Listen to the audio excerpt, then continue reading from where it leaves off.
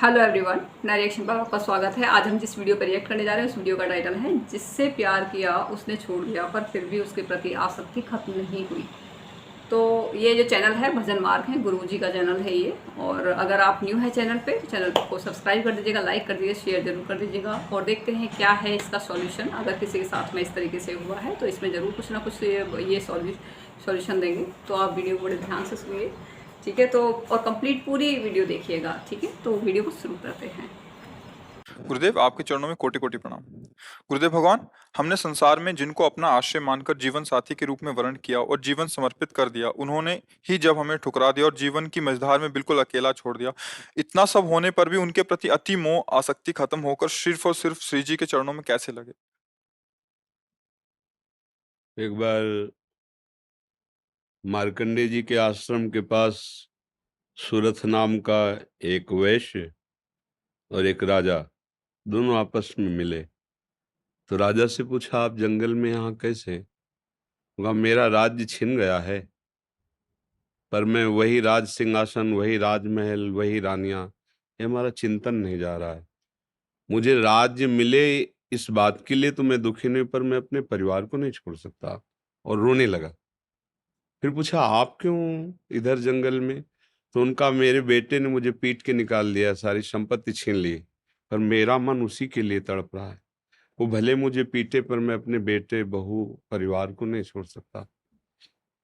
बोले, तो बड़ी विचित्र हम दोनों की दशा है कि वो हमें छोड़ रहे हैं, वो हमें ठुकरा रहे हैं, और हम उनके लिए रो रहे हैं। ये क्या है? तो राजा ने कहा, पास में मार्कंडे जी का आश्रम है, हम लोग उन महापुरुष के पास चलते हैं और अपना निवेदन करते हैं। तो जाके प्रणाम किया और अपनी बात दोनों ने रखी। तो मार्कंडेय जी ने कहा, ये भगवती माया का प्रभाव है। अगर भगवान की ऐसी प्रचंड माया ना हो तो सब परमानंद में मगन हो जाएं। ये माया ही, वो हमें धोखा दे, वो हमें ठुकराए, पर हमारा मोह, हमारी ममता उससे बिलग नहीं होती है। अब उससे हटने का एक ही उपाय है, साधन को हरिभजन है, कै सत्संग सहाय। अगर हम सत्संग सुने तो सुनते सुनते बुद्धि पवित्र हो जाती है और फिर निश्चय होने लगता है। आप जिनके लिए रो रहे हैं, जिनकी बुद्धि पावन हुई, उन्होंने तिरस्कार पूर्वक छोड़ दिया। रत्नावती जी, भक्तमाल में चरित्र है, पढ़ लीजिए। रत्नावती जी पूरे रानी के जैसे सुख होते हैं वैसे ही रानी थी, वैसे ही सुख में मगन थी। कोई हरि भक्ति, कोई भजन, कुछ नहीं। और राजा भी अत्यंत प्यार करते थे। पर दासी, वो वृंदावन आती थी और संतों का संग करती थी, सत्संग। तो उसके हृदय में गोविंद के चरणों में प्रीति उत्पन्न हो गई। वो रानी के कभी पैर दबा रही होती तो एकदम बोल पड़ती, हा कुंज बिहारी, हा गोविंद। तो रानी सावधान होकर देखती, तू रहती तो मेरे संग है, मेरी निजी दासी, अंग सेवी। ये कौन है कुंज बिहारी, कौन है गोविंद? किससे तू प्यार करती है? आज तक मुझे नहीं बताया। हमारे यहाँ की दासियां तो आजीवन समर्पित अंग सेवी होती हैं, ये क्या? तो मुस्कुरा दी, बोली, महारानी आप अन्यथा मत समझना, ये कोई व्यक्ति नहीं हम जिससे प्यार करते हैं। नहीं नहीं, तू पूरी बात बता दो, मत सुनो, मत सुनो, नहीं किसी काम के नहीं रह जाओगे। और रो पड़े। भगवान का जो प्यार होता है ना हृदय में, वो अलग कोटि का होता है। वो बस मत पूछो, आप मत पूछो। अब तो और आकर्षित हुई, नहीं नहीं आप बताओ ना। तो जब बैठ करके भगवत चर्चा, उनकी रूप माधुरी, गुण माधुरी, वो तो इतना उसके हृदय में अच्छा लगा कि पैर दबाने से हटा के सिराने बैठा लिया। देखो तुम अब वहां नहीं, अब यहाँ बैठ के केवल हमें प्रभु की बात सुनाओ। इतना रंग चढ़ा कि हृदय विकल हो, उनका कैसे दर्शन हो सकते हैं? गोविंद के कैसे दर्शन हो सकते हैं? बिहारी जी के कैसे दर्शन हो? तो उनका, महारानी जी एक ही उपाय है, यदि प्रगट में संतों का संग किया जाए तो निश्चित संत सभा में गोविंद छुपे रहते हैं, वो जरूर कृपा करेंगे। तो रानियों कहीं जा तो सकती नहीं, तुम ऐसा करो, बगल में एक भवन तैयार करवाओ संत सेवा के लिए, और संतों को बुलाओ, और हम स्वयं बनाएंगे, संतों को पवाएंगे, उनके श्रीमुख से भगवत चर्चा सुनेंगे। उस समय दिल्ली में बादशाह के समीप विराजमान थे माधो सिंह, उनके पति का नाम था। अब रानी का हुक्म, महल के निर्माण हुआ, पास में ही संतों, और खिड़की से वो दर्शन करती, फिर सुंदर भोग पधराती, जाके सब संतों को पवाती। ये जब सूचना पहुंची राजा के बाद, बिना हमारे आदेश के संत निवास बन जाना, संतों के बीच में, रानी को ऐसे कोई सहज थोड़ी देख सकता, जाना सब, तो हुक्म कर दिया, बिल्कुल नहीं, संतों के समीप जाना बंद, ये सब बिल्कुल, क्योंकि एक राज मर्यादा होती है ना। और कुछ कठोर शब्द कहे, तुरंत नाई को बुलाया, अपना मुंडन कराया और संतों के बीच में बैठ गई, बोले आज से राजअन्न का त्याग।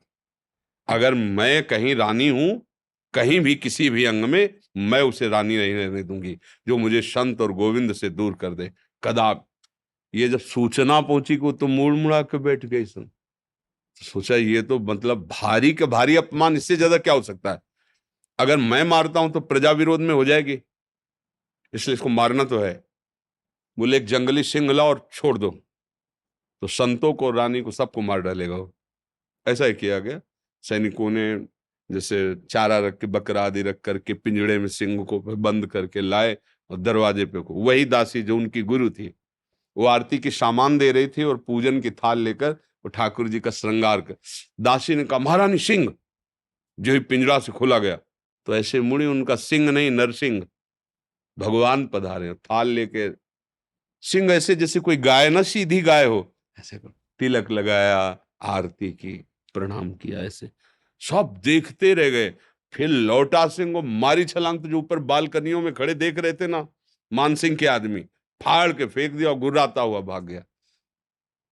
अगर हम अपनी भक्ति के रंग में आ जाए तो फिर हमारा ये माया मोह संसार नष्ट हो सकता है, अन्यथा हमारे शब्द तो जरूर अच्छे नहीं लगेंगे, पर सही पूछो तो कृपा है जो असलियत का पता चल रहा है। यहाँ कोई किसी से प्यार नहीं करता। अपने सुख स्वार्थ की जब तक पूर्ति लगती है, हमारा मन जब तक राजी है, तब तक हमें आपको प्यारे कहते हैं, अपना प्यारा बना लेते हैं। और जब हमारा मन कहीं और राजी हो गया तो आपकी तरफ देखते नहीं। संसार का ये स्वरूप, पर मेरे प्रभु का ऐसा स्वरूप नहीं है। सबरी मैया कोई ऐसा थोड़ी बहुत रूप ऊंचे कुल की, ऐसा नहीं था। सबर जंगली जातियों में आती है, उनमें, लेकिन भगवान की भक्ति से बड़े बड़े ब्रह्म ऋषियों के आश्रम में भगवान नहीं गए, सबरी माता के। भगवान ये सब, संसार यही सब देखता है, तुम्हारा रूप, तुम्हारा गुण, तुम उसके काम के लायक हो कि नहीं हो। अगर स्वार्थ की पूर्ति लायक नहीं हो तो कोई भी हो, हट जाओ या वो मार डालेगा। संसार का स्वरूप है, कोई न कोई नाटक करके तुम्हें नष्ट कर देगा संसार। लेकिन हमारे भगवान कैसे भी नीच, पतित, अवगुणी, कुरूप, बिल्कुल मूर्ख कैसा भी हो, भगवान उसे अपनी गोद में ले लेते हैं। तो एक ही उपाय है, भगवान के चरणों का आश्रय लेना, वही परम पति हैं।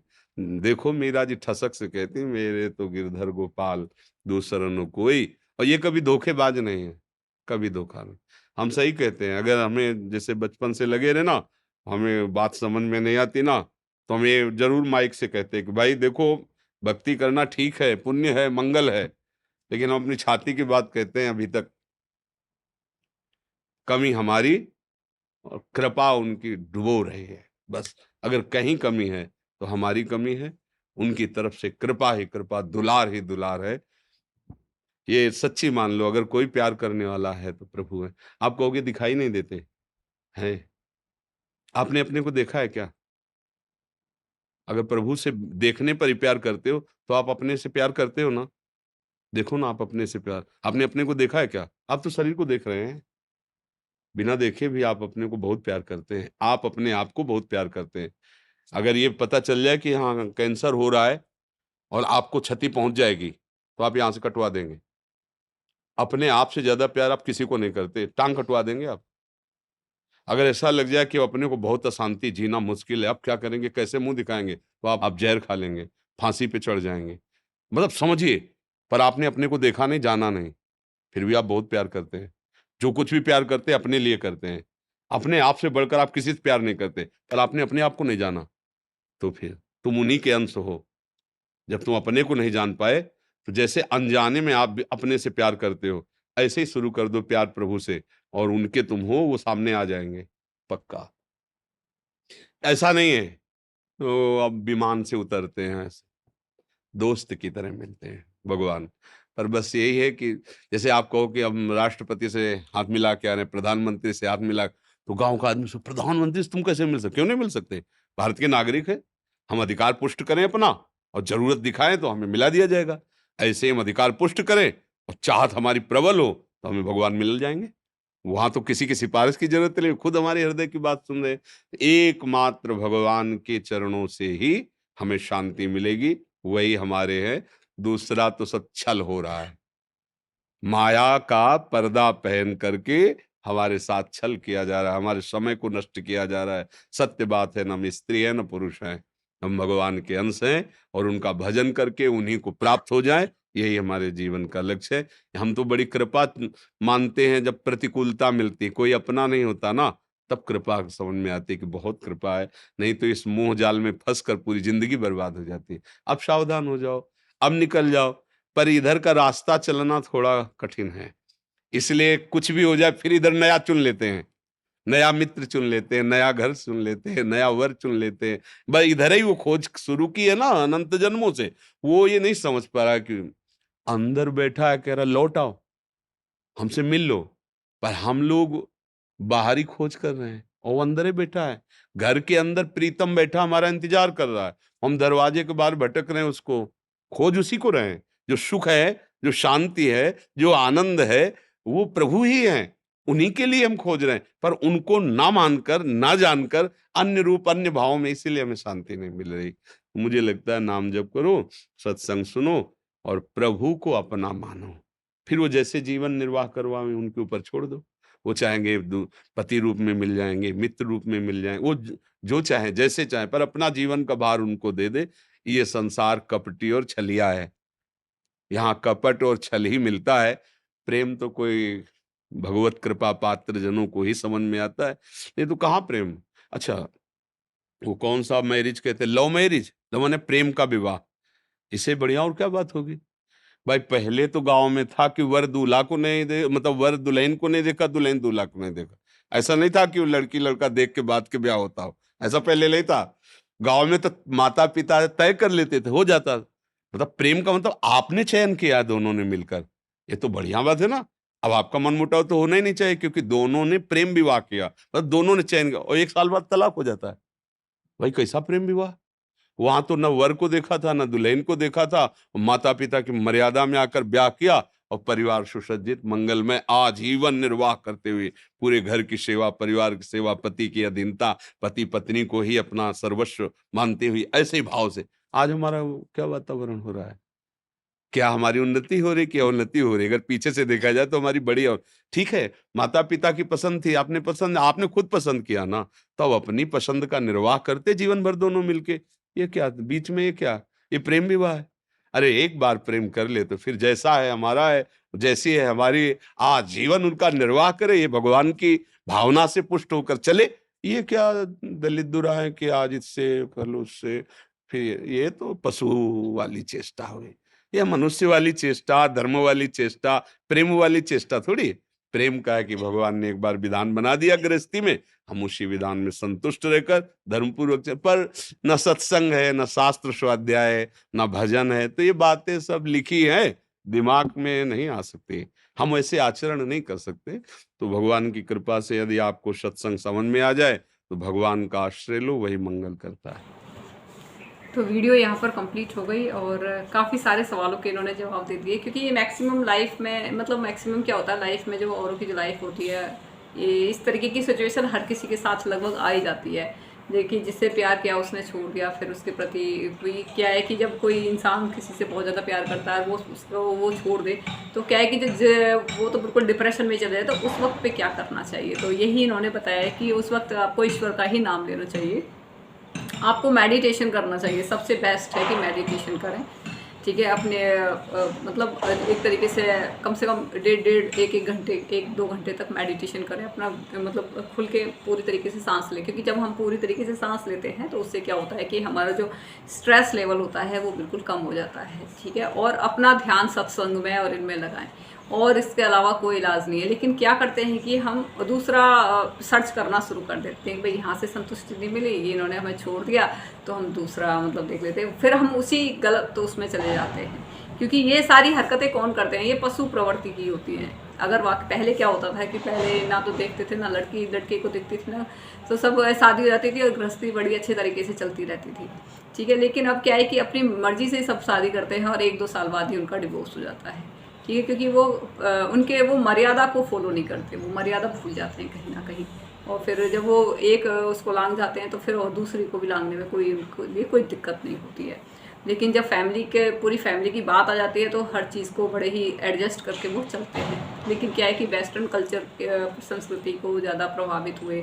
फिर कुछ ये कि एजुकेशन का भी सबसे बड़ा रोल है, क्योंकि जब एजुकेटेड होते हैं तो ये सब रहता है। कोई प्रेम विवाह कोई बुरी बात नहीं है, लेकिन क्या है कि अंडरस्टैंडिंग होना बहुत ज़रूरी है। अब प्रेम विवाह हो या फिर आपका अरेंज मैरिज हो, लेकिन अंडरस्टैंडिंग होना बहुत ज़रूरी है। अगर अंडरस्टैंडिंग नहीं है तो बहुत प्रॉब्लम हो जाती है। उससे क्या है कि आपकी पूरी अच्छी खासी लाइफ आपकी ख़राब हो जाती है, ठीक है। तो इस वजह से जैसे इन्होंने कहा है कि भाई अगर लाइफ में अगर आपके साथ में ऐसा होता है तो आप ईश्वर की शरण में जाएं, ठीक है। और कोई इसके अलावा और कोई वो नहीं है दूसरा ऑप्शन। और अगर आप फिर से वही सेम मिस्टेक करते हैं और जैसे पशु करते हैं वही आपको करते हैं, वहीं पे आप संसार से ही आप सुख, जबकि आपके सुख तो आपके अंदर ही है, ठीक है। आप वहाँ नहीं सर्च करते हैं, हम बाहर की तरफ सर्च करते हैं, हम संसार को ही सुख मानते हैं, ठीक है। और जैसे उन्होंने कहा कि हमें खुद से प्यार करना सीखना चाहिए। खुद से प्यार, जैसे अब मान लो कई बार आपके कैंसर हो जाए, कुछ भी कोई प्रॉब्लम हो जाए, तो हम क्या करेंगे, खुद से प्यार करते हैं ना, तो हम क्या करेंगे, हाथ को भी कटवा देंगे, क्या ये शरीर है ये। लेकिन कोई हम एक आत्मा है ना जिसे, तो वो जब हमारे कोई प्रॉब्लम हो जाती है तो हम उसको पैर भी कटवा देते हैं। तो क्या है, हम खुद से प्यार कर रहे हैं तो हम ये भी काम करवाने के लिए तैयार हैं। तो इसी तरीके से ईश्वर भी दिखाई नहीं देते हैं, लेकिन जब आप उनकी आराधना करते हैं, उनको सच्चे मन से उनसे प्यार करते हैं, तो वो आपको अपना लेते हैं। और उनके उसमें कोई ये नहीं है कि जैसे छल करके किसी ने छोड़ दिया आपको तो वो भी इस तरीके से कर देंगे, वो नहीं। वो अपने जो भक्त होते हैं वो उन्हीं में आपको किसी भी रूप में वो आपको मिल जाते हैं। जैसे सबरी का इन्होंने एग्जाम्पल दिया था कि वो कोई सुंदर नहीं थी, वो ना ही कोई वो उच्च राजकोटि की थी, ठीक है। राज जो बड़े उसमें होती हैं, वो एक आदिवासी महिला लगा लीजिए जो भी थी, लेकिन उनका प्रेम जो श्री राम के प्रति इतना था कि वो सिर्फ उनके दर्शन ही करना चाहती थी। और उनके अंदर कोई छल नहीं था, और ईश्वर ने भी उनको अपने दर्शन दिए, ठीक है। और जो बड़े बड़े जो वो थे ऋषि मुनि जो थे वहीं पे जो रहते थे, उनको कोई नहीं दिए। तो वो ज़रूरी नहीं है कि बहुत बड़े जो मंदिरों में जो उनके ही भगवान उनके पास होते हैं। अगर आप दूर बैठे हुए हैं, उनसे बहुत दूर बैठे हुए हैं और आप वहाँ नहीं जा सकते, लेकिन आपने अंदर से आपने ईश्वर का नाम लिया है, तो भगवान आपको वहीं से ही दर्शन दे देते हैं, ठीक है। आप दर्शन का मतलब ये नहीं कि वो आपके सामने साक्षात हो जाएंगे, आपको ऐसा महसूस होगा कि आपके साथ में कोई पॉजिटिव एनर्जी है। इस तरीके से दर्शन देते हैं वो, आपके अंदर एक हिम्मत जगाते हैं। जब आप अंदर से बिल्कुल टूट जाते हैं तो वो एक एनर्जी आपका साथ देती है। और आप जब रो रहे होते हैं तो वो आपके आंसुओं को आप अपने आंसू को पहुँचते हैं और आपके अंदर एक एनर्जी आती है और आप अपने काम में फिर से लग जाते हैं, ठीक है। तो ये कहीं ना कहीं जब आप ईश्वर को याद करते हैं उस वक्त की बात बता रही हूँ मैं, ठीक है। क्योंकि कई बार हमारे साथ में ऐसे छोटे मोटे एक्सपीरियंस होते रहते हैं, क्योंकि इतनी बड़ी लाइफ है तो कई बार हम बहुत ज़्यादा परेशान हो जाते हैं, ईश्वर को याद करते हैं और कुछ टाइम के लिए रोते हैं, फिर उसके बाद में हम एनर्जी के साथ काम करते हैं। ऐसा लगता है कि कोई पॉजिटिव एनर्जी हमारे साथ है, क्योंकि हम ईश्वर का नाम ले रहे होते हैं उस वक्त पे। और इन्होंने और भी जैसे एग्जाम्पल दिए थे कि वो जो दासी थी वो ईश्वर का नाम ले रही थी, ठीक है। जो रानी थी वो कहती है आप किसका नाम ले रहे हो, तो फिर उन्होंने बताया कि मैं ईश्वर का नाम लेती। तो वहाँ पे ही उन्होंने अपने उधर करा, लेकिन राजा को बिल्कुल भी पसंद नहीं आया था। तो वहाँ पे उनको शेर से मरवाने के लिए लेकिन शेर भी उनके सामने, क्योंकि वो ईश्वर में इतनी ज़्यादा वो थी, खोई हुई थी, वो तो उनकी भक्ति में ज़्यादा खोई हुई थी और उनको कुछ भी नहीं हुआ था।